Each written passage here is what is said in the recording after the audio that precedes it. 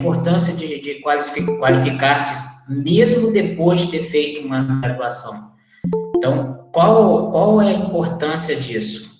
Tem muita gente que pensa, vou começar tudo de novo e eu vou perder tempo e dinheiro, mas na verdade é que para você atuar em qualquer parte, em qualquer área que você tenha feito uma graduação, você não vai parar de estudar nunca. Então, você vai estar sempre precisando de estudar cada vez mais para que você não fique parado no tempo, né? Independente da profissão que você escolheu, é muito importante você saber disso, que você não pode parar de estudar. Você tem que estar sempre atualizado no ramo que você escolheu para trabalhar. Então, tudo que eu vou falar aqui hoje, boa parte dela tem a ver com isso aqui, que são as doenças relacionadas com a obesidade. Tem um grande problema hoje, não só do nosso país, mas do mundo, né? Principalmente porque a obesidade ela pode desencadear várias doenças que são o que a gente chama de concomitantes. Então, tanto a obesidade pode desenvolver hipertensão, diabetes, dislipidemia, até infertilidade, gravidez de risco, tudo isso aqui pode ser desencadeado pela obesidade e também outras doenças podem desencadear a obesidade, como diabetes pode desencadear a obesidade, mas também a obesidade pode desencaminhar a diabetes, tá? Então, basicamente, são as doenças que a gente chama de concomitantes, ou seja, se você não cuida de uma doença, acaba se desenvolvendo outras doenças. Falando disso, eu gosto de passar por isso aqui, não é muito a prática do curso de vocês fazer atendimento, né? Então, semiologia clínica. Eu acredito que no futuro muito próximo, acho que todos os cursos que têm a ver com partes da saúde vão poder atuar de alguma maneira. Então, é importante a gente saber isso aqui, não é muito a praia de vocês, mas a gente fecha um pensamento para avaliar qual seria o melhor tratamento para o paciente. Então, eu preciso saber do histórico clínico do paciente, ou seja, tudo aquilo que o paciente pode me relatar anteriormente, no caso, para mim, de uma consulta. Então, todo o histórico clínico dele, histórico terapêutico, se ele toma algum medicamento, as atividades ocupacionais, por quê? Dependendo da atividade ocupacional, esse paciente pode estar sedentário ou não. É aquela pessoa que chega no escritório, senta, fica sentado o dia inteiro e não faz nenhuma atividade física. Então, a atividade ocupacional desse paciente, ela é completamente diferente dar um exemplo para vocês aqui, bem simples, de um servente pedreiro. Então, que vai demandar muito mais energia, vai gastar muito mais energia durante o dia. A gente precisa saber os sinais e sintomas que o paciente relata e também dos hábitos alimentares. Isso aqui nada mais é do que uma semiologia clínica para você entender, até para prescrever algum desses medicamentos que a gente vai falar deles aqui hoje. Então, esse é um slide que eu gosto demais dele, porque ele explica aqui como que a gente faz para desencadear todo um problema relacionado à obesidade. Então, normalmente, você aumenta demais o gasto, você diminui demais o gasto calórico, ou seja, o paciente acaba ficando aquele paciente sedentário, né, não faz nenhum tipo de atividade física. Com isso, por consequência desse gasto calórico, ele acaba sendo diminuído, o metabolismo oxidativo também vai tendo redução. Consequentemente, eu vou aumentando o estresse oxidativo, né, que gera, no caso, a inflamação, né, o tecido adiposo, ele é altamente inflamado, né, então, tem duas citocinas que são prejudiciais à nossa saúde, que são produzidas através do tecido adiposo, que é a interleucina 6 e o fator de necrose tumoral. A gente vai falar um pouquinho deles lá mais à frente, mas só para vocês entenderem. Então, basicamente, nisso eu vou ter aumento de insulina e baixa também de insulina. Por quê? De acordo com a alimentação, né, se come um alimento muito calórico, eu vou ter uma alta de insulina, porque o pâncreas vai produzir muito. Consequentemente, logo depois, essa insulina cai. Com isso, a gente diminui a substância alodextrina, ou seja, vai diminuir todo aquele processo que te diz que você está saciado, né? Então, esse processo, ele tem uma redução muito grande. Vou ter um problema na microbiota intestinal, consequentemente, vou ter mais inflamação ainda, vou ter aumento de cortisol, que aumenta ainda mais esse estresse oxidativo, eu vou ter baixa de tireoide, que também é alteração hormonal, desencadeada por todo esse processo, e eu vou ter alternância de serotonina e dopamina aumentando e diminuindo. Como isso? A pessoa, quando come, ela tem aquela sensação de bem-estar. Então, ela come e sente essa sensação de bem-estar, que logo após algum tempo que ele acabou de comer, essa sensação, esses hormônios eles vão ser diminuídos e, consequentemente, vai entrar uma certa depressão e a pessoa acaba comendo novamente para ter novamente aquela sensação de prazer e bem-estar. Tá? Por isso é que eu gosto muito dessa imagem, porque ela explica exatamente como é o processo que a pessoa acaba ficando obeso. Então, começa já com o gasto calórico diminuído, ou seja, eu estou comendo cada vez mais e estou gastando cada vez menos. Tá? Eu gosto de começar com esses slides.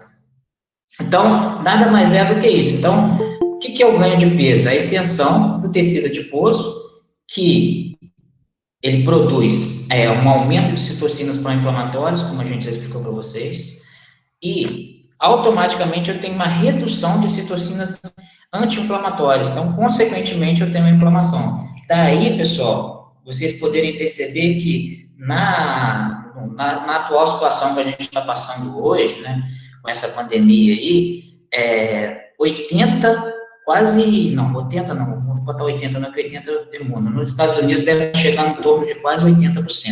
Mas no mundo inteiro, mais de 60% das pessoas que vêm a óbito, elas têm não só a doença de base, boa parte delas são obesos. Por quê? Esse tecido adiposo que produz essas citocinas inflamatórias, o vírus já entra, já pega um paciente já com uma inflamação muito grande. Então, por isso,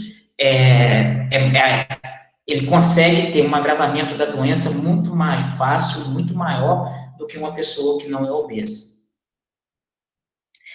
Isso aqui eu gosto de mostrar bastante para que o pessoal veja a diferença entre o IMC e a classificação de obesidade. Então, o IMC acima de 30 está dizendo que o paciente é obeso. Então, eu coloquei 2 exemplos aqui para vocês entenderem a diferença de um para o outro. Então, se eu pego aqui 30,6, ou seja, esse paciente aqui, se está dizendo que o IMC acima de 30 ele é obeso, então esse paciente é obeso. Se eu estou olhando IMC. Da mesma forma que o segundo paciente aqui também está 36, o paciente também é obeso.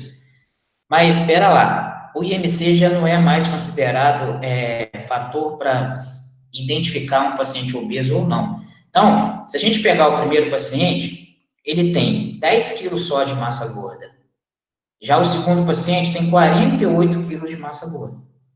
Então, se pegar em percentual, 11% esse primeiro paciente tem só de gordura, de tecido adiposo. E o segundo paciente tem 41%. Então, vale lembrar que não vale só eu calcular o IMC, eu tenho que saber percentual de massa e de gordura, de massa magra e de gordura, para eu poder saber se esse paciente, de fato, é obeso ou não. Aqui a gente pega outra coisa que dá também para poder ver, né? Então, se eu pegar a cintura do paciente, esse daqui 89 e o desse aqui 120. Então, aqui mostra que acima de 90, esse paciente já tem um risco cardiovascular, um risco de desenvolver um problema cardiovascular. Então, já mostra para a gente que o IMC, ele não serve como parâmetro para a gente poder ver obesidade. Por quê? Vai depender do percentual de gordura e não do IMC. Bom, pessoal? Então, vamos entrar agora na prescrição de fato. Eu vou colocar alguns aqui, eu vou comentar, outros não, mas quero só que vocês entendam o seguinte. Tudo que eu vou falar aqui são fitoterápicos, nutracêuticos e ortomoleculares. Então, aqui eu coloquei uma relação para vocês dos aceleradores de metabolismo. Todos esses fitoterápicos aqui, eles fazem o quê no nosso organismo? Eles aceleram um pouco o nosso metabolismo. O biticolina, ele é político, né? Ele transforma a gordura em fonte de energia, então ele aumenta a queima de gordura. A cafeína, né, além de estimular a lipase também, ela nos dá uma sensação de queima de uma maneira geral, mas não é uma queima propriamente dita. Ela aumenta a sua atividade. Então, ela dá vamos dizer assim, para ser bem mais sucinto, ela te dá um gás a mais quando você utiliza ela até para praticar alguma atividade física. Então, o óleo de cártamo também é um acelerador político. A vitamina B7, na verdade, praticamente todas as vitaminas do complexo B, né, B1, B2, B3, B4, todas elas ajudam não só no metabolismo, mas também no processo do nosso organismo de uma maneira geral. Então, todos esses, não vou precisar falar de todos, o metabolismo 4 é um medicamento que foi criado por farmacêuticos, por isso o nome nutracêutico, e ele promove o equilíbrio fisiológico e aumenta o emagrecimento. Tá? Ele é composto por alguns fitoterápicos, né? Por isso deram esse nome para ele. É um nome, é uma marca registrada, tá? Ele, se eu não me engano, são 4 nutrientes que são utilizados nele. Não lembro agora de cabeça qual, mas eu lembro que acho que zinco tem. O chá verde, eu gosto de dizer que o chá verde ele tem 1001 utilidades. Vocês vão ver ele aqui em várias slides diferentes. Por quê? Aqui ele é utilizado como estimulante. O chá verde ele pode ser utilizado até como um pré-treino. Ele vai te dar o mesmo gás, teoricamente, que eu disse, do café. Ele também tem cafeína, mas ele também tem outros recipientes que também ajudam o nosso metabolismo de uma maneira geral, tá? Além de ajudar a reduzir o LDL. A maca, além de energético, ele é físico, ou seja, muito bom para ser utilizado para quem faz algum exercício físico extenuante, que a gente precisa ter aquela restauração logo após a atividade física. A fluoxantina também é um regulador do metabolismo. Então, todos esses aqui a gente utiliza para acelerar o metabolismo. Então, eu não estou dizendo que vai usar só um, tá, pessoal? Às vezes, você, numa mesma fórmula, você pode usar até 3. Tá? Também usar todos também não adianta. Tá? Porque uma acaba interferindo na absorção. Não sei se vocês estudam alguma coisa relacionada a medicamento. Então, os medicamentos, eles têm alguns sítios de atuação e sítios de absorção. Então, se um medicamento compete com o outro e um tem maior afinidade, ele vai ser potencializado. Tá? Se esse que tem maior afinidade, ele vai acabar potencializando o outro, porque o outro vai ficar mais tempo na corrente sanguínea esperando para ser absorvido. Então, ele vai ser potencializado. Então, aí daí a diferença. Então, utilizar um monte que tem a mesma via de absorção não é interessante, porque um vai competir com o outro. Aqui a gente fala na parte de diurético, tá? Eu posso associar 1 ou 2 ou até 3 aceleradores de metabolismo daquele lá com um diurético aqui, tá? Por que esse daqui está em vermelho? Esse aqui está em vermelho porque ele é excelente, mas só médico pode passar esse medicamento, tá? Todo medicamento que é de uso, tá? Você pode comprar na drogaria, que está escrito lá assim, venda sob prescrição médica, nem farmacêutico, nem nutricionista pode passar. Tá? Então, por isso está em vermelho. Mas ele é muito bom. O hibisco, vocês já devem ter ouvido falar aí, ele é muito utilizado, ele serve como diurético, também ele serve como acelerador de metabolismo, aliás, como você utilizar em pré-treino, que ele acelera bastante o metabolismo. O abacateiro também, que é a peça grátis, ele também funciona de uma maneira muito boa. Cavalinha, acho que a maior parte aí já deve ter ouvido falar, e a carqueja. A uva-ursis também é muito utilizada, mas mais por prescrição médica, tá? Mas a uva-ursis funciona muito bem, mas o abacateiro também funciona bem parecido com ela. Tá? Praticamente eles têm quase que o mesmo sítio de atuação. Aqui a gente vai falar para vocês dos inibidores da ingestão de carboidrato. A quitosana, ela inibe tanto a vontade de comer doce, como também inibe parte da absorção de carboidrato. Tá? Então, ela tem ao mais de um sítio de ação. Então, mas ela é proibida para quem tem alergia. Aqui tá camarão, mas na verdade é qualquer crustáceo, tá, gente? Às vezes você não tem alergia a camarão, mas tem alergia a outro tipo de crustáceo, então não é indicado para ser utilizado. A garcinha, além de moderar o apetite, ela também reduz também a vontade de comer doce. Ela é muito bem utilizada também para esse termo. Picolinato de cromo, ele é um nutracêutico, né, junção também de mais de um nutriente. Ele otimiza os efeitos da insulina, ou seja, ele inibe os picos de insulina, tá?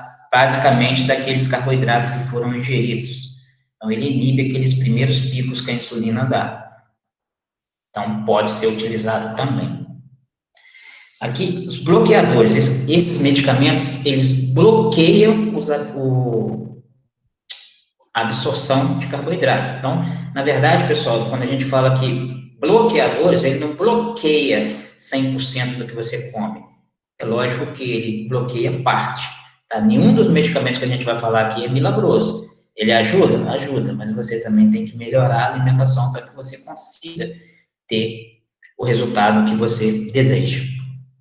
Então, o Borosil é muito utilizado, ele é da laranja vermelha, os cinecítricos também, ambos são retirados de laranja, só que essas laranjas não tem aqui na nossa região, aliás, no Brasil, né?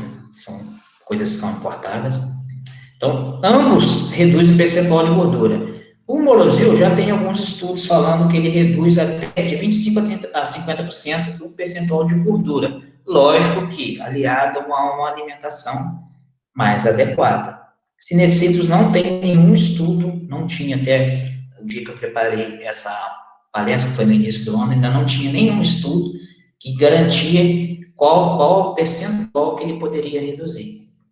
A caçolamina, além de diurético, ela é lipolitíco. Para que ela serve? Ela serve como bloqueador de parte da absorção de gordura. Então, parte da absorção de gordura não vai ser absorvida se você estiver usando esse fitoterápico. Já a azolamina, que é o chamado feijão branco, ela também bloqueia, mas aqui já é a absorção de carboidrato, parte da absorção de carboidrato. Lógico que nenhum dos dois pode ser usado continuamente, porque você não pode reduzir todo o carboidrato que você come, por mais que seja só parte. Então, não adianta você estar usando o medicamento toda a vida, eu vou utilizar porque eu posso comer. Isso não funciona dessa maneira, tá? O nosso organismo, o corpo humano é a coisa mais perfeita inventada até hoje. Nada substitui o corpo humano. Ele sempre vai dar um jeito de reverter a situação que ele está sendo exposta. Então, não é indicado ser utilizado por um período muito longo, principalmente a caçolamina, porque ela vai inibir parte da absorção de lipídio, ou seja, de gordura. E a gente tem algumas vitaminas que são muito importantes ser absorvidas e elas precisam da presença de gordura para ser absorvida, que é a vitamina A, vitamina D, vitamina E e a vitamina K. A DECA, ou queda de trás para frente, é a melhor maneira que a gente encontrou na faculdade de decorar as vitaminas. Então, essas vitaminas, elas são lipossolúveis. Então, se eu diminuo muito, tanto a ingestão quanto a absorção de lipídio, eu vou ter prejudiciado a absorção dessas vitaminas. Então, não é interessante utilizá-la por um período muito longo. Aqui, os ansiolíticos. A gente pode utilizar qualquer um desses aqui. Tá, lógico que, como eu expliquei para vocês, o que está em vermelho, cava-cava, ele não pode ser utilizado nem por farmacêutico, nem por nutricionista, porque ele é de prescrição médica. Mas tem outros aqui que funcionam muito bem. O hidroxitriptofano, tanto o hidroxitriptofano quanto 5-hidroxi também triptofano, ele vem dessa planta aqui, que chama Grifonia simplicifolia. Ele é supressor do apetite, por quê, gente? Ele é um metabólico do triptofano, ele é um metabólico para produção de serotonina. Então, ele melhora, ele te dá aquela sensação de bem-estar, que é o que o chocolate dá às mulheres no período que ela está ali de TPM. Então, o 5-hidroxitriptofano pode ser utilizado pelas mulheres ao invés de se empanturrar de chocolate. Para quê? Para melhorar aquela sensação. O que o chocolate traz? O chocolate tem triptofano. Esse triptofano vai ser utilizado para a produção de serotonina, que vai melhorar aquela sensação de bem-estar que a mulher deixa de ter quando está nesse período de TPM. Lógico que não são todas, né? Mas algumas sentem um desconforto muito grande e pode ser utilizado. Triptofano, mesma coisa, tá? Só que aqui já é o aminoácido, aqui é a planta, né? Não é 100% puro, aqui já é o aminoácido, que ele é realmente precursor da serotonina. Aqui é um metabólico intermediário. A camomila, que é muito bem utilizada como ansiolítico, a erva cedreira também, que é chamada melissa, o maracujá também, passiflora. Então, gente, eu posso utilizar até mais de um numa determinada fórmula para o paciente utilizar. Normalmente, eu associo mais de um quando eu vou prescrever chá para paciente. Por exemplo, às vezes eu prescrevo camomila, erva cidreira, passiflora, maracujá, e acabo juntando um outro que também é muito bom para esse fim, que não está aqui, que é o chamado molungu, ou molungo. Algumas pessoas chamam de molungo, mas é molungu. Então, pode ser associado também. Normalmente, eu mando o paciente comprar umas 20 gramas de cada um, misturar tudo e fazer um chá com esse mix. Então, ele ajuda bastante. Tenho pacientes que deixaram de tomar medicamento para dormir e só tomam chás. Então, aqui, os inibidores do esvaziamento gástrico, alguém pode perguntar, chia, mas chia não é de comer, gente? Pode ser utilizada também em cápsula, tá, gente? Para o paciente, principalmente para aqueles que não conseguem comer ou tomar junto com iogurte ou em alguma vitamina. Então, pode ser utilizado em cápsula também. Tudo que eu estou falando para vocês aqui, a gente pode pegar vários desses e prescrever, colocar em uma única cápsula para que o paciente tome. Então, se você coloca vários insumos que cada um age de uma determinada maneira, você está potencializando o efeito do medicamento que está sendo utilizado. Então, a córdia, além de diurético, ele também é termogênico, então, ambos aqui inibem o esvaziamento gástrico. Outras coisas que inibem esse esvaziamento gástrico, aqui, o próprio psyllium, que vai estar mais para frente em alguns outros insumos, o psyllium, o farelo de aveia também entra nessa parte aqui de inibidor do esvaziamento gástrico também. Aqui, os inibidores também de apetite. Glucomannan, ele nos traz uma sensação de saciedade. Gomagar também ela é uma fibra, só que além de ter um moderador de apetite, ela funciona como um laxante suave. O carboximetilcelulose também, ele, além de causar uma saciedade muito grande, ele também faz muito bem para o intestino. Tá? Tudo que é fibra, tudo que está aqui também é fibra. Então, tudo que é fibra faz bem para o intestino. Tá?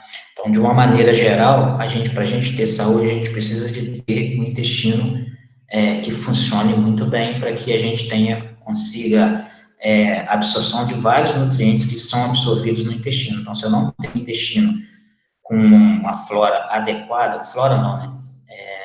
Microbiota adequada, eu vou ter prejudicado, aliás, a minha absorção de vários nutrientes que são absorvidos no intestino. O cataeros é muito utilizado, principalmente para as pessoas que têm algum problema no coração. Então, além de ser astringente, ele é antipasmódico, diurético e hipotensor. Tem muito médico que, às vezes, prescreve esse fitoterápico para que o paciente tome junto com outro medicamento, para poder ajudar até no controle da pressão arterial dele. Tá? Eu nunca prescrevi, mas ele faz parte de um e-book que eu fiz falando só de medicamentos, né, só de nutracêuticos, então eu sempre coloco ele nas palestras. O boldo, muita gente já deve ter ouvido falar aí, muita gente já deve ter utilizado. Ele realmente ele é muito bom para quando você está com má digestão ou até algum problema no fígado. Tá? Lógico que ele não faz milagre, mas ele dá uma sensação de alívio muito boa. Lógico que o sabor realmente não é muito agradável, mas o resultado, sim, o resultado você pode ter um alívio muito mais rápido do que com qualquer outra coisa. Aqui, os laxantes, né, então, podem ser utilizados o sene, o fox, o bisocordil, a aloína e a casca sagrada aqui. Então, todos eles são laxantes e alguns são, esse último é laxante e diurético. Lógico que vai ser utilizado de acordo com o que o paciente relata, que eu falei para vocês lá no início, naquela semiologia. A primeira coisa que você pergunta se o paciente ele vai ao banheiro. Primeira coisa que o paciente precisa para poder ir ao banheiro todo dia, todo mundo, qualquer pessoa, a gente tem que ter um consumo legal de água e de fibra. Se tiver faltando um dos dois, eu vou ter desconforto ao ir ao banheiro e eu posso ter até prejudicado o meu intestino. Então, eu preciso ter um consumo adequado de água e também de fibra. Por quê? Quanto menor for a quantidade de água que eu bebo durante o dia, mais o meu organismo vai reter água, porque ele precisa de água para todas as reações químicas que ele precisa fazer durante o dia. Então, quanto menor for a quantidade de água que você ingerir, mais o seu organismo vai reter. E, consequentemente, se você tiver com um consumo muito pequeno de água, consequentemente ele vai lá no intestino e reabsorve a água do intestino se estiver faltando água para ele. Então, ele vai reabsorver a água do intestino, consequentemente, você vai ter uma prisão de ventre por conta disso. E quando for ao banheiro, você vai ter dificuldade, porque as fezes vão estar bem endurecidas. Então, daí, você já sabe que você não está com um consumo de água adequado. E também é importante ter o consumo de fibra muito bem utilizado para que você não tenha problemas a ir ao banheiro. Você também tem um intestino um pouco melhor para que você tenha saúde. Então, eu preciso de água e fibra, tá? Senão não tem facilitada essa ida ao banheiro. Isso aqui é uma coisa muito controversa. Toda vez que eu dou a palestra que eu falo disso, as pessoas acabam achando que não é isso, tá, gente? Eu coloquei aqui, ó, precursores de testosterona. Eu coloquei isso até para poder todo mundo pensar que é. Ó, se eu tomar o tribulus terrestre, eu vou estimular o meu organismo a produzir mais testosterona? Não. Negativo. Muito menos o long jack. Falam, se você comprar o medicamento, tem alguns que são vendidos já prontos, né? Então, se você comprar, vai estar escrito lá, aumentar a produção de testosterona. Isso é mentira, tá? Nenhum estudo comprova que tribulus terrestre aumenta a produção de testosterona. Muito menos o long jack. Existem outros que foram lançados há pouco tempo, tá? Tem torquesterona, tá? Só porque o nome é parecido, o pessoal acha que vai aumentar a testosterona, e isso é mentira. A única coisa que aumenta a testosterona é o hormônio, você aumenta tomar o hormônio. Agora, para que serve então, Rogério, o tribulus? O tribulus é excelente como estimulante sexual, tá? Ele aumenta a libido, e muito. Por isso é que quando ele foi descoberto, muita gente achava que ele aumentava a testosterona, porque o pessoal vincula a testosterona à libido. Então, não é dessa maneira que nenhum dos dois aqui funciona. Eles funcionam sim como estimulante, tá? As pessoas, eles são muito utilizados para quem utiliza a testosterona, né? Então, se você começa a usar a testosterona para ter ganho de massa e você para por um determinado tempo, o seu organismo demora a voltar a produzir, porque quando você começa a tomar a testosterona, o seu organismo automaticamente para de produzir. E quando você para de tomar ela, ele demora um certo tempo para voltar a produzir essa testosterona. Então, nesse momento, é muito bem utilizado o tribulus, porque o tribulus vai aumentar a libido, para que a pessoa não tenha essa libido prejudicada por ter diminuído, por ter parado de tomar testosterona e o organismo demora um certo tempo para voltar a produzir essa testosterona. Então, anti-inflamatórios aqui, então, simeticone mesmo. Então, as pessoas às vezes ficam dependendo da alimentação, aquilo que eu expliquei para vocês, acaba não tendo uma alimentação legal, não consome a quantidade de fibra que precisa, e acaba formando muito gases na barriga. Então, para diminuir esses gases, normalmente a gente utiliza o simeticone, que é um fitoterápico também. Isso aqui é outra coisa também muito controversa, que eu gosto muito de falar, é que colágeno. Aí a pessoa fala assim, eu vou tomar colágeno porque eu quero minha pele lisa, quero minha pele linda. E, na verdade, não é assim que funciona, pessoal. Se eu começo a tomar colágeno, o meu organismo, quando ele vai absorver, primeiro ele quebra. Ele pega a molécula de aminoácido e quebra ela em aminoácidos separadamente. Então, a partir do momento que foi quebrado, na hora da absorção, aonde estiver precisando daquele determinado aminoácido, ele vai ser utilizado lá, ele não vai para a pele. Então, estou precisando de um certo aminoácido para poder, no fígado. Esse aminoácido foi quebrado, foi absorvido, vai para o fígado. Ah, estou precisando no rim, vai para o rim. Ah, estou precisando para melhorar o intestino, vai para o intestino. Ah, estou precisando para melhorar a produção de células, ele vai para essa parte. Então, nunca que você tomar nenhum colágeno que você toma, mesmo tomando ele hidrolisado, né, tem gente que fala, vou tomar hidrolisado, porque a única coisa que você está fazendo é absorver ele quebrado, mas ele vai para determinado lugar. Então, depois que ele quebra, dificilmente ele vai formar de novo o colágeno para poder ser absorvido. Aí tem algumas pessoas que falam assim, mas eu tomo, ele faz para mim muito bem.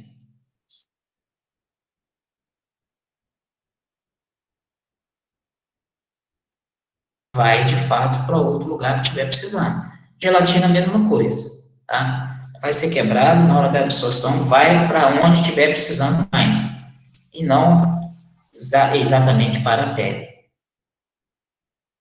Aqui, a gente gosta de falar, a gente não gosta de falar bastante de falar disso aqui, porque, como eu já expliquei para vocês, valeriana e o sinicifuga são de prescrição.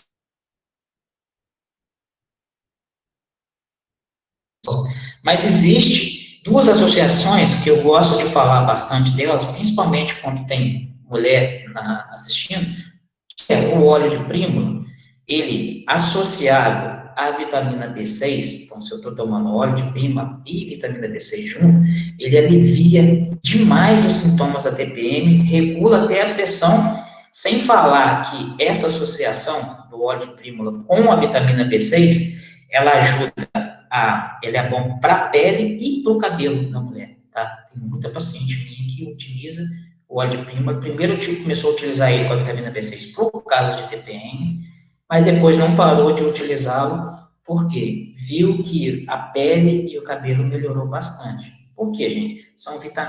A vitamina B6, ela, além de melhorar a absorção do óleo de prímula, ela também é essencial para várias reações do corpo. Então, quando associo o óleo de prímula com a vitamina B6, eu tenho potencializado aí um medicamento para aliviar os sintomas da TPM. Groselha também pode ser utilizado nessa associação, isoflavono de soja também. Aqui a gente falando um pouco sobre ganho de massa, né? A D-ribose aumenta a produção de ATP, ou seja, aumenta a energia. A arginina, ela atua como anticatabólico, né? Ajuda a melhorar o catabolismo, principalmente para quem está fazendo musculação. A beta-alanina, além de reduzir a fadiga, ela também aumenta a força muscular. Eu não gosto muito de utilizar ela, não. Eu gosto de utilizar o BCA e também a creatina, né, para aumentar a força muscular. Eu uso creatina. Então, a cisteína, ela atua como antioxidante, que é muito importante a gente utilizar antioxidante até para prevenir radicais livres. A isoleucina também atua como anticatabólico. A L-carnitina estimula tanto a energia muscular e reduz a adiposidade cutânea. Ela é muito indicada para quem faz musculação. Tá? Hoje em dia nem tanto, mas já foi muito utilizado. O HMB, além de ser um anticatabólico muito bom e muito bem indicado, ele ajuda no ganho de massa, porque ele diminui o catabolismo, que acontece às vezes após algum treino muito excessivo. Aqui, a proteína é muito complicado de falar, porque paciente meu dificilmente usa isso aqui, a não ser que seja. Eu gosto muito de falar desses medicamentos não para a área só de musculação.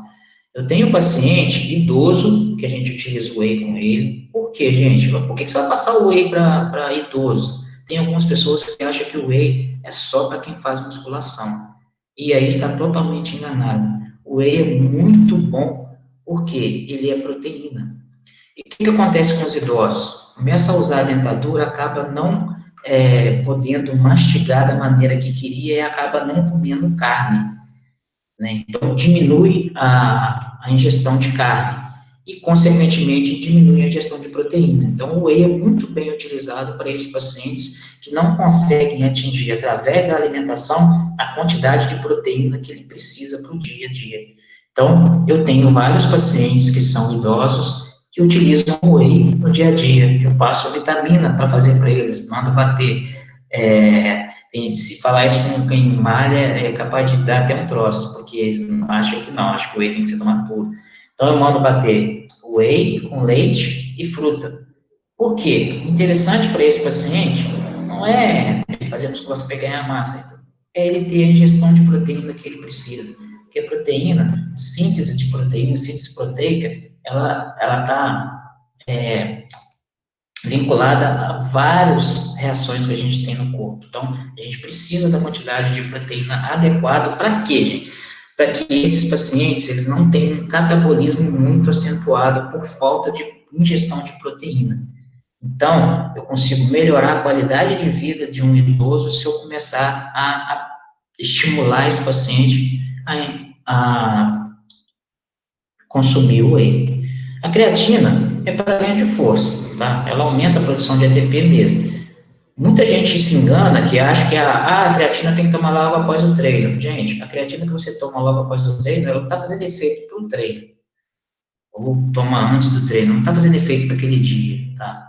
Você tem que ter um ciclo ali de pelo menos 20 dias tomando aí 3 a 5 gramas de creatina por dia para que você tenha o pico de creatina na sua corrente, no seu organismo, para que ela te dê ali 15 a 20 segundos de força.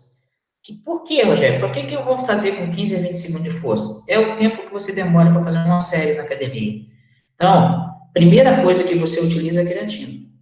Depois você utiliza o quê? O glicogênio que está na sua corrente sanguínea. Depois que você utiliza o glicogênio que está na corrente sanguínea, aí que você começa a utilizar a oxidação, que é aquele oxigênio que você respira e o seu organismo acaba transformando ele, através da oxidação, em energia. Então, primeiro que você utiliza a creatina. Então, o tempo que você demora para fazer uma série é isso aí, de 12 a 20 segundos. Então, logo depois daquele descanso que você fica ali entre uma série e outra de 20 a 40 segundos, o seu organismo repõe essa creatina para que você faça de novo a próxima série utilizando a creatina. Tá? Só que a gente só consegue isso depois de um certo tempo tomando, porque você tem que estar com ela no seu organismo na concentração máxima que ele consegue guardar. Porque os minerais quelados, cromo quelado é muito importante, mas para eu poder passar isso, a gente tem que vir através de exames laboratoriais para saber se eu tenho, se eu preciso ou não da absorção daquilo. Silício orgânico também, mesma coisa. As vitaminas, como eu expliquei para vocês, todas as vitaminas do complexo B, tá? Lembra que eu falei que elas são importantes para o nosso metabolismo? A vitamina B1 é o oxígeno, ou seja, ela melhora bastante essa sensação de saciedade que nos dá, e ela ajuda também na perda de peso. A piridoxina, eu já falei para vocês da B6, que a gente utiliza ela junto com o óleo de primo, né? Então, além de favorecer a respiração celular, ela ajuda no metabolismo das proteínas. Daí a importância da gente utilizar a vitamina B6 até mesmo antes de um treino. Quem faz aí treino de academia, quem malha, né, costumo dizer que para ganhar massa muscular, a gente tem que puxar ferro, tá? É a única coisa que dá ganho de massa muscular é puxar ferro ou fazer algum exercício com o peso do corpo. Tá? Tem que ser um exercício resistivo para que a gente consiga ganhar massa muscular. A vitamina B5, além de atuar no metabolismo de proteínas e gorduras, ela também ajuda na retenção da absorção de carboidratos. Mas uma coisa que é muito bem utilizada a vitamina B5, se eu utilizar uma dose alta, eu consigo limpar a pele. Ele é muito utilizado para pessoas que usam um ciclo ali de testosterona para ser utilizado, que dá aquelas erupções na pele. A vitamina B5 ajuda a eliminar aquelas erupções. Ela funciona como cicatrizante. Então, normalmente essas pessoas utilizam doses altas de vitamina B5 logo após um ciclo desse para poder cicatrizar bem a pele e não formar aquelas marcas. Para quem tem muita espinha, ela é muito indicada para melhorar a cicatrização. Metionina e alcachofra, todos dois são hepatoprotetores, ou seja, vão proteger o fígado. Tá? Eu não utilizo muito isso, tá? Acho que só usei uma vez para um paciente que tinha um problema que ele estava passando. Então, através do que o médico me relatou, eu fui e passei ao cachorro. Berinjela, muita gente acha que água de berinjela baixa o colesterol e é verdade, gente. É lógico que ela não faz milagre, mas ela ajuda sim a baixar o colesterol, tá? Então, ela é um hipocolesteremiante para ser utilizada também na forma de fitoterápico, ou seja, insumos que a gente pode colocar em cápsula. Ramamelis, que todos aqui são vasoprotetores, tá? Algumas pessoas utilizam esses vasoprotetores, principalmente quem faz academia, quem faz musculação, pode ser utilizado para esses pacientes. Pata de vaca, ela ajuda como hipoglicemiante, ela ajuda a regular a glicose do paciente, tá? Eu só utilizei esse fitoterápico com 4 pacientes até hoje, tá? Que foram aqueles pacientes que não foram diagnosticados pelo médico, mas eu vi através do exame laboratorial que ele era diabético e ele falou que não queria ir médico, mas eu falei que tinha que ir, porque diagnóstico, gente, de doença, só quem pode dar é médico. Por mais que a gente saiba olhar o resultado do exame e possa falar que esse paciente tem uma alteração, eu não posso falar para o paciente que ele tem isso. Cápsulas oleosas, aqui a gente falando do óleo de prímula, gente, olha só. Ele alivia os sintomas, como eu já expliquei para vocês, da TPN, associado com a vitamina B6 melhor ainda. O ômega 3, ele é hipoglicemiante. Lecitina de soja reduz o tamanho de partículas de gordura e é muito bem aceita, tá? No tratamento, principalmente de pessoas que estão em obesidade. O óleo de cártamo também, a gente já falou, ele é um acelerador metabólico também. Cápsula de óleo de coco nem é muito utilizado mais, mas ela ajuda sim a reduzir o colesterol e acelerar o metabolismo. Lógico que o uso correto dela. De óleo de linhaça também facilita o controle. E, pessoal, como eu disse para o pessoal da organização, eu falei que ia encerrar com 40 minutos, mas acabei até extrapolando aqui o tempo, porque aqui a gente ia começar a falar de formulações, mas aí a gente vai esticar demais o período. São algumas formulações que eu ia falar para vocês aqui, baseado naquilo que a gente já falou. Então, eu prefiro abrir aqui para perguntas, de repente tem alguém aí com alguma dúvida ou quer te perguntar alguma coisa. Então, fico à disposição aí para alguém quiser fazer alguma pergunta para poder falar. Bom, senão a gente extrapola demais o tempo. Eu sei que não é muita praia de vocês, não, gente. É bem diferente, né, do que vocês estudam, mas são informações que muita gente não tem, que é cuidar da saúde. Pode falar, Gustavo. Não, agradecer a você pela palestra, né? E foi interessante, né? Aprender um pouco mais sobre isso. Assim, acho que é interessante a gente estar sempre aprendendo o que a gente estuda, né? Aplicado, né? Isso. que é o que você, no caso, que acontece com os farmacêuticos. Eu tive uma instabilidade aqui na minha rede, eu acabei perdendo o chat com as perguntas do pessoal. Eu vou até pedir para alguém da comissão dar uma olhadinha aí no chat, poder replicar essa pergunta para mim, por causa que minha internet ficou ruim, eu acabei entrando sem da sala, então eu perdi o chat. Tá. Deixa eu ver aqui, deixa eu abrir aqui o Mas, chat. Deixa eu ver se eu vejo algumas perguntas aqui. Vamos lá. Excesso de fibra também causa prisão de ventre? Sim, gente, olha só. Eu costumo dizer, de uma maneira que todo mundo consiga entender, é o seguinte: tudo em excesso faz mal, gente. Até amar demais faz mal. A pessoa amada fica mimada. Então, nada em excesso faz bem para a saúde.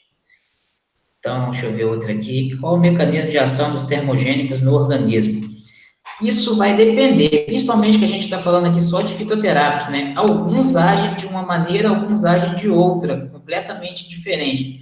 Tem alguns fitoterápicos que a gente não tem em estudos dizendo assim, esse aqui age aqui e é absorvido aqui. A gente só tem a resposta terapêutica, ou seja, tomei isso e tive esse resultado, né, através dos estudos. Não diz exatamente aonde ele atua, né? Agora, qual o tempo de ação deles? Vai variar também. Por quê, gente?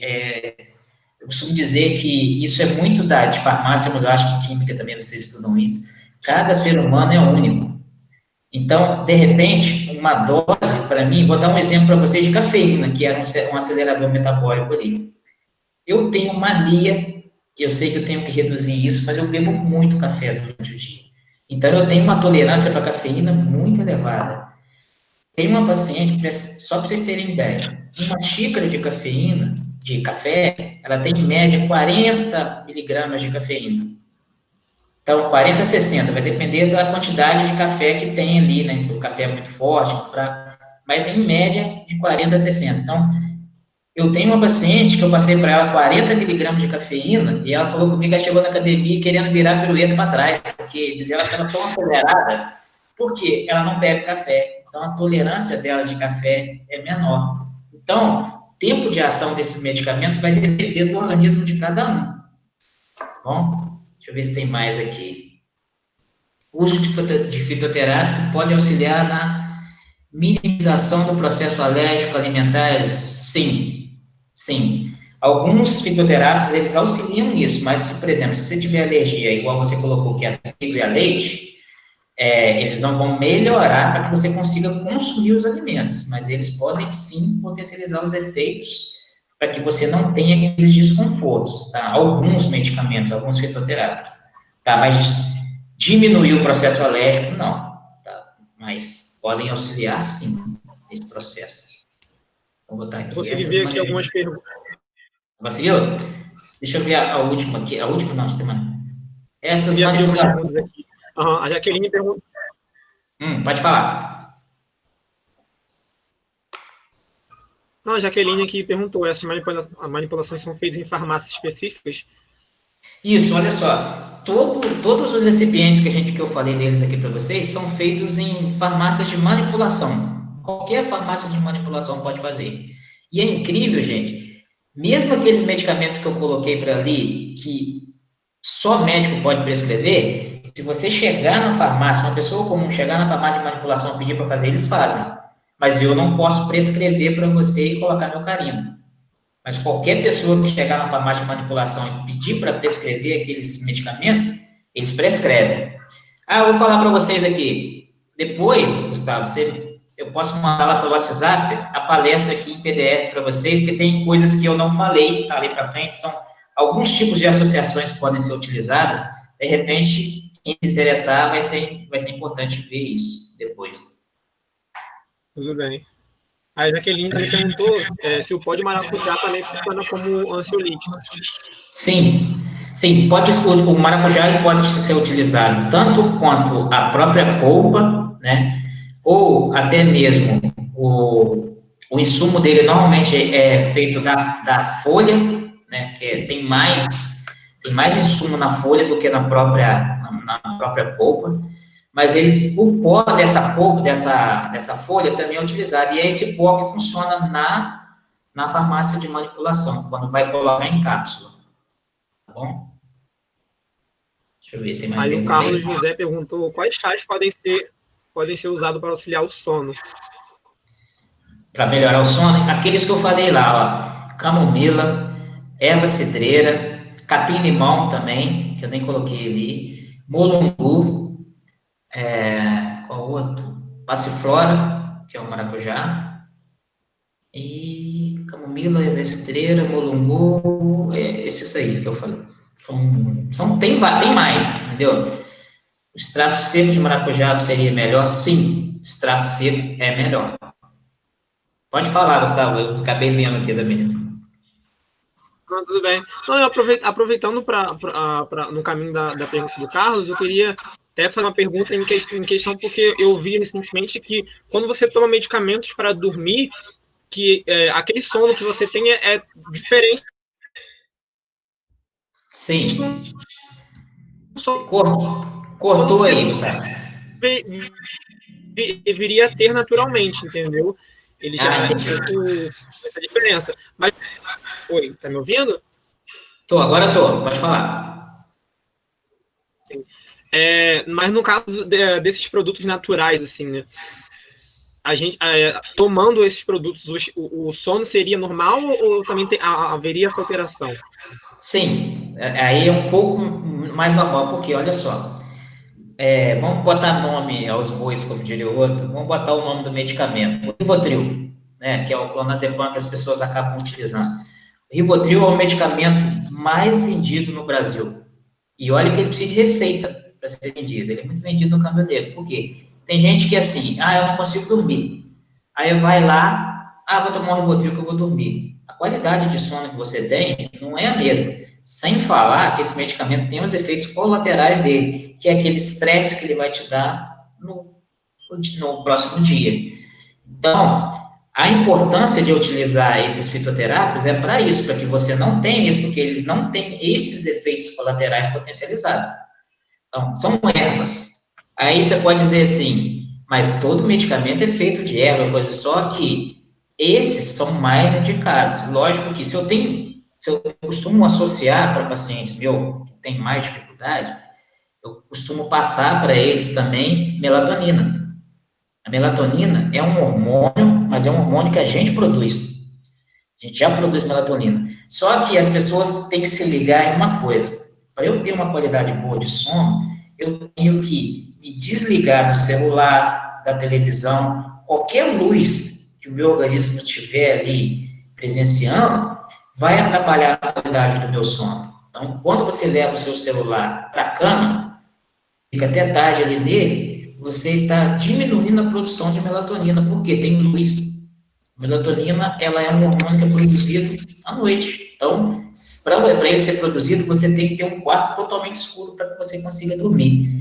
E é isso que as pessoas acabam não entendendo. Aí fala assim, eu durmo mal, mas fica até 2, 3 horas da manhã olhando o celular. Aí realmente o sono não vai vir. Só um minutinho, Interessante. A Gustavo. Vanessa. Só um minutinho. Ok. Oi, pode falar. A Vanessa perguntou se você aconselha o uso de chá de noz moscada para alívio dos sintomas da depressão e ansiedade.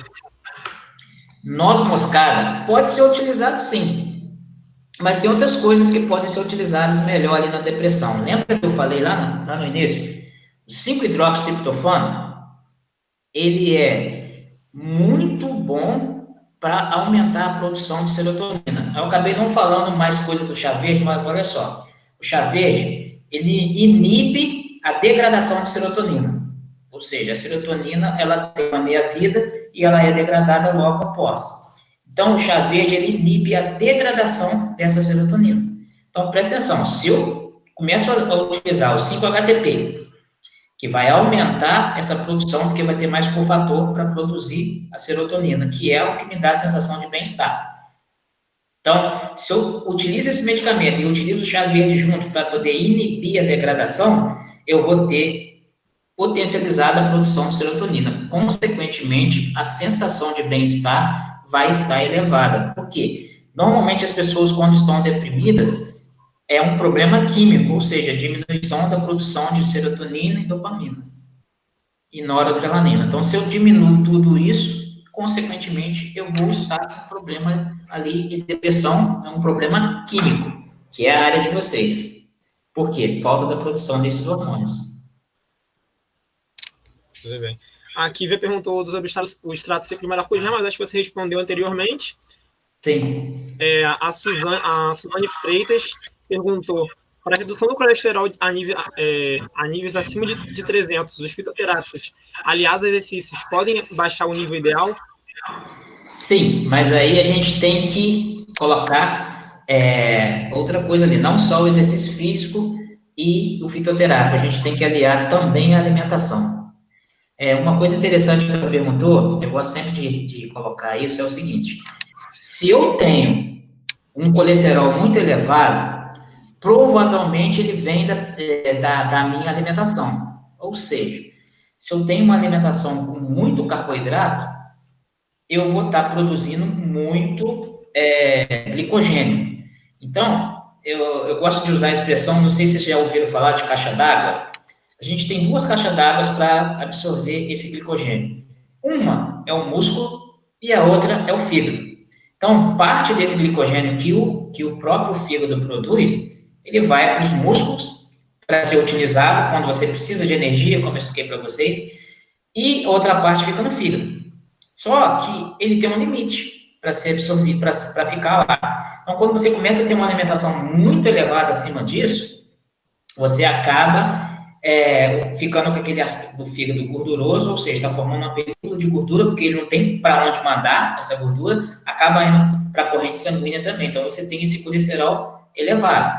Tem gente que acha assim, mas o meu colesterol tem que estar muito baixo. Também não pode estar muito abaixo do valor normal de referência. Por quê? O colesterol é utilizado para a produção de vários hormônios no nosso organismo. Então, preciso de colesterol. Porém, não posso exagerar na minha alimentação para que eu tenha todo esse problema. Então, se eu tenho uma alimentação excessiva em carboidrato, eu vou ter provavelmente, e eu não tenho uma atividade física legal, então eu tenho que melhorar a alimentação e fazer atividade física. Só atividade física não resolve. Por quê? Você está continuando comendo em excesso. Você só está aumentando a queima. E vai, consequentemente, dar mais fome para comer mais. Eu tenho que ter também uma alimentação adequada. Tem mais alguma pergunta? Aí tem uma última pergunta tem a última pergunta da Kívia aqui. Ela perguntou: qual o tempo que a melatonina começa a fazer efeito no organismo, mudando a qualidade do sono? Ah, tá. Bom, eu posso dizer para mim, teve um período que acho que todo mundo tem, que eu estava terminando a graduação de nutrição, estava fazendo estágio. Sabe aquele negócio de você sair da faculdade e voltar? Então, eu terminei farmácia em 2011, voltei para fazer nutrição em 2015, não, 2015, me formei em 2017, porque o curso de farmácia, ele tem muitas matérias que são aproveitadas na grade de nutrição, então eu acabei fazendo só 4 períodos em nutrição. Então, o que aconteceu? Nesse período, eu estava com uma alimentação muito ruim, por quê? Estágio, trabalho, prova, monografia, e estava também terminando a monografia de uma pós-graduação que eu já estava fazendo antes de começar a nutrição. Então, o que acontece é isso. Então, você tem essa alimentação muito elevada. Então, eu estava com problema para dormir. Que você ficar pensando que é aquele negócio, quando você está sempre pensando o que vai acontecer no próximo dia, e você sabe que não vai dar tempo de você fazer tudo, acaba acarretando nisso. Então, eu tive esse problema. Então, o que eu fiz? Eu fui na farmácia de manipulação e mandei prescrevi para eu tomar, prescrevi não, pedi para manipular, 3 miligramas de melatonina. Aliás, 3 gramas, 3 miligramas, eu até esqueci, não lembro. O que acontece? No primeiro dia que eu tomei mais ou menos 1 hora antes de ir deitar para dormir. Ela fez efeito para mim. Então, vai depender, o que eu expliquei para você, vai depender da pessoa. Tem um paciente que já passei melatonina aqui, que falou para mim que, assim, demorou 4 dias, 3 dias, alguns falou que demorou 1 semana para regular, mas é aquilo que eu explico. Não adianta nada você tomar um medicamento e não fazer as coisas que precisam ser feitas, ou seja, desliga o celular um pouco antes de deitar, Desliga a televisão, aquela mania que o brasileiro tem de ligar a televisão, botar o timer para ela desligar sozinha e dormir. Não só o que você está escutando, mesmo quando você não coloca som, ela está colocando uma luz ali para você que vai ser prejudicial a você produzir também. Então, você tem que melhorar a sua qualidade de sono até com todas as ações que você faz antes de dormir, tá? Então, vai depender, então, aqui, vai depender muito da pessoa, tá? Cara, que eu expliquei aí, cada ser humano é único. Então, as dosagens de medicamentos, elas são muito relacionadas ao próprio paciente. Teve paciente que eu prescrevi 3 miligramas, não fez efeito. Já teve paciente que eu prescrevi 3, fez efeito muito rápido. Tem algumas pacientes que tiveram que tomar 5 miligramas. Então, aí vai depender muito do paciente. Então, pessoal, queria agradecer vocês aí e pedir desculpa porque não é muito a praia de vocês, mas espero que eu tenha contribuído aí para que, pelo menos, abrir os horizontes de coisas que vocês não tinham muita ideia de como funcionava. Outra coisa que eu quero dizer para vocês curso de Química é muito bom, tá? Eu nunca tinha visto Química na minha vida até entrar no curso de Farmácia. Eu fiz dois cursos de segundo grau, aliás, que eram profissionalizantes. Um era técnico em contabilidade e o outro era técnico em computador. Então, eu não estudei química, não tinha química. Mas quando eu vi química na faculdade, eu gostei muito. Então, eu comecei vendo química. A primeira vez que eu vi química foi durante a faculdade. Então, eu aprendi muito com química. Não posso dizer para vocês que eu sou expert em nada de química, mas eu gosto muito de química, sim. Eu acho muito importante. Eu não sei se eu conseguiria fazer uma faculdade de química, porque aí a quantidade de química é muito maior. Mas parabéns a todos vocês aí. E é aquilo que eu falei lá no início. A gente nunca para de estudar, tá, pessoal? Boa tarde aí para vocês aí. Bom, não sei como é que tá, se tem mais palestras aí. Bom final de seminário aí para vocês. E muito obrigado. Queria falar para vocês que eu acabei não falando. Meu Insta, pessoal, se alguém quiser tirar foto, me marcar, eu vou ter o prazer de compartilhar com todo mundo que me marcar. Meu Insta é Rogério Farma Nutri. Então, se alguém quiser me seguir lá, estou sempre dando dicas. Tudo que eu falei aqui para vocês aqui, eu costumo colocar no Instagram. Tá? Tudo relacionado à alimentação, sobre exames também, que era outro tema que eu falei que eu poderia falar. Eu gosto muito de falar de exame laboratorial, porque tem gente que acha que o resultado do exame laboratorial é só você olhar o valor normal. E a gente está muito acima de só olhar o valor de referência. Então, tem muito paciente que está com o exame dentro do valor de referência, mas, na verdade, está com alguma patologia. Por quê? O valor de referência, ele é avaliado através de um estudo com uma determinada população. Não quer dizer que dentro desse estudo não tenha ninguém doente. Então, vai depender disso. Se dentro desse estudo tem alguém doente ou não. Mas, dentro desse valor de referência, ou seja, você pega uma faixa de 95% da população. Não quer dizer que lá dentro não tem alguém doente. Então, esse estudo, ele é um estatístico, não é um estudo médico, um estudo estatístico. Uma coisa matemática, não tem nada a ver com saúde. Aí eu gosto muito de falar de exame também por causa disso. Poderia repetir o Instagram, Rogério, por favor? É Rogério Farma Nutri. Então, pessoal, boa tarde para vocês aí. Acho que eu até Boa tarde, Rogério. prolonguei demais aí, não. Não, sem problemas. Obrigado. O pessoal agradeceu aqui bastante, gostou bastante da palestra, elogiou bastante. E obrigado a você pela disponibilidade. Tá bom? Tá ok, meu amigo. Muito obrigado aí. Boa tarde para vocês. Bom resto de semana. Boa tarde.